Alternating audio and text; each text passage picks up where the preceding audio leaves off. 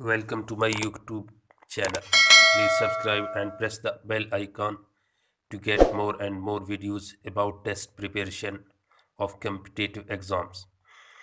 قرۂ ارض پر سب سے پہلی مسجد کا نام بتائیں۔ اس کا آنسر ہے مسجد الحرام۔ اگلا سوال، آپ صلی اللہ علیہ وآلہ وسلم کی بعثت کے بعد سب سے پہلی مسجد کون سی ہے؟ مسجد قباء۔ ام ہند کس کی کنیت ہے؟ حضرت خدیجہ رضی اللہ عنہا۔ حضرت زینب بنت خزیمہ رضی اللہ عنہا کا لقب کیا ہے؟ جواب ہے ام المساکین۔ ام عبداللہ کس کی کنیت ہے؟ حضرت عائشہ صدیقہ رضی اللہ عنہا۔ نجاشی حبشہ کے پاس آپ صلی اللہ علیہ وآلہ وسلم کا نامہ مبارک کون سے صحابی لے کر گئے؟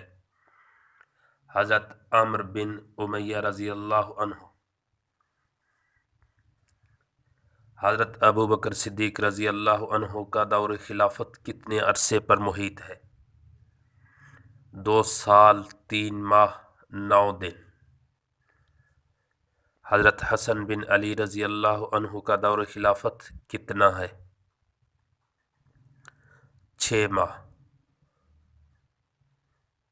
ناصر السنہ کس امام کو کہا جاتا ہے؟ امام محمد بن ادریس شافعی۔ صحیفہ صادقہ میں احادیث کی تعداد کتنی ہے؟ 1000۔ کتاب الآثار کس کی کتاب ہے؟ یہ حدیث کی کتاب ہے۔ امام محمد کی ہے مگر منسوب امام ابو حنیفہ کی طرف ہے۔ صاحبین کن کو کہا جاتا ہے؟ امام ابو یوسف اور امام محمد کو۔ شیخین کن کو کہا جاتا ہے؟ امام ابو حنیفہ اور امام ابو یوسف۔ سلجوقی کس امام کے مقلد تھے؟ حنفی امام کے، امام ابو حنیفہ کے۔ احناف میں سب سے زیادہ قیاس کرنے والے کون تھے؟ امام محمد۔ پاکستان میں حدود آرڈیننس کا نفاذ کب ہوا؟ 1979۔ ہجرت مدینہ کے دوران غار ثور میں قیام کا واقعہ کس سورہ مبارکہ میں بیان ہوا ہے؟ سورۃ توبہ، جسے سورۃ برات بھی کہا جاتا ہے، 40 نمبر آیت۔ ام الخیر کس کے والدہ کی کنیت ہے؟